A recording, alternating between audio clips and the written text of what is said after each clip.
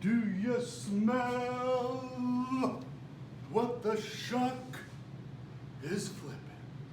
Welcome to another installment of Mr. Shuck's Flipped ELA.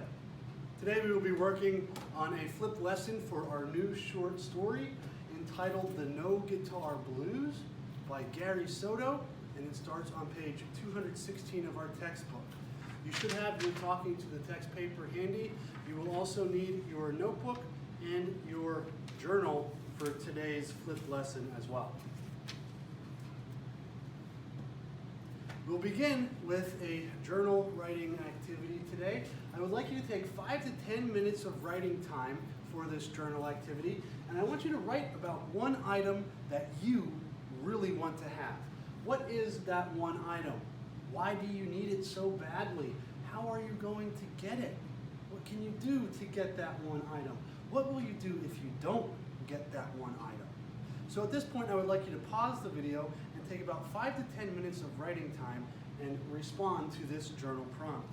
Now that you have your journal entry written down in your journal and you are prepared to discuss it in class, we are going to turn to page 216 of the textbook to work on the Make the Connection section.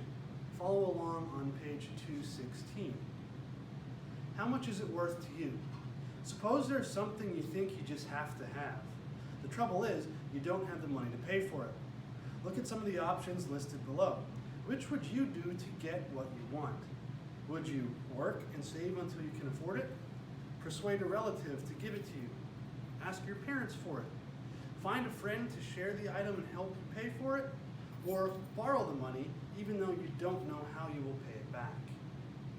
So, do any of those options listed on page 216 remind you of your response to the journal entry that you just wrote down? Keep that idea wheel going inside your head. We're thinking about items that we really want to have and possibly not having enough money to pay for those items.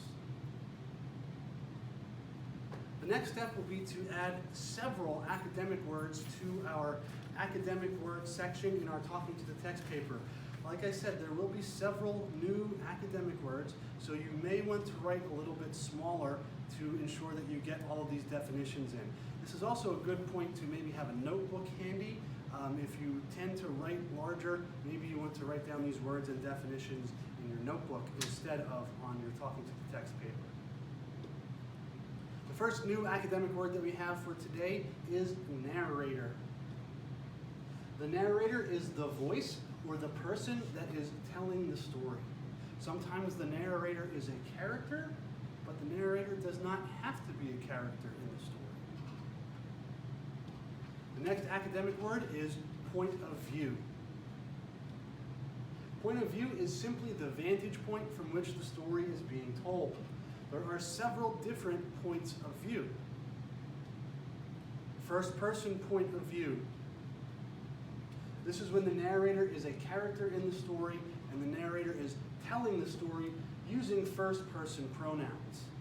You do not need to copy down all of the pronouns as they are listed in my classroom above the smartboard. Remember that when we do our academic writing, we want to avoid first person pronouns. Second person point of view. This is a point of view in which the narrator tells the story using the second person pronouns. If this is done correctly, it should make the reader feel like they are a part of the story, almost like the reader is a character and is involved in the story itself.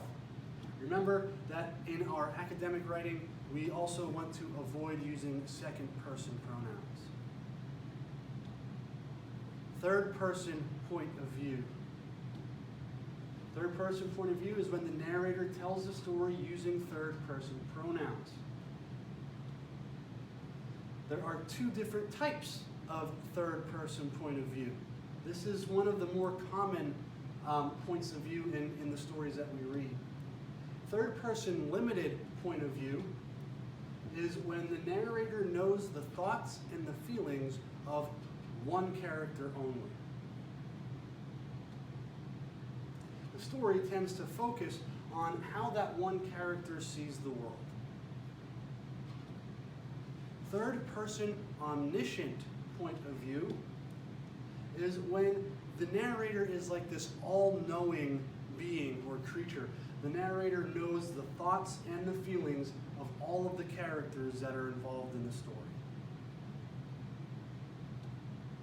Now that we have our academic words added, let's turn back to page 216 and we will take a look at the reading skills and strategies section. If you do not have your textbook, just follow along or just listen along at this point. Regional and cultural sayings. You say potato and I say potato. People from different backgrounds and cultures have different words for things. Sometimes they make mistakes and misunderstand one another.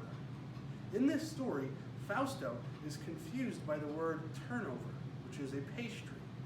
He thinks it means that something should be turned over.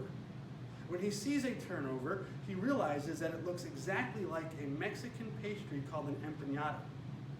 As you read the story, keep an eye out for more regional and cultural sayings. So what I would like you to do at this point is to take a moment and try to think of some regional sayings or words that are part of our particular region, Schuylkill County. Can you think of any words that we use here in Schuylkill County that might not be used in other places? As you think of them, jot them down on your talking to the text paper, either in your cool words section or maybe at the top where you have some blank space in your margins. Some examples are skook. We use the word crick instead of creek. All too often we say the word use, and we use words like up the. Are you going up the mall later? Or we'll say something like, oh but, are you skook going up to the creek later?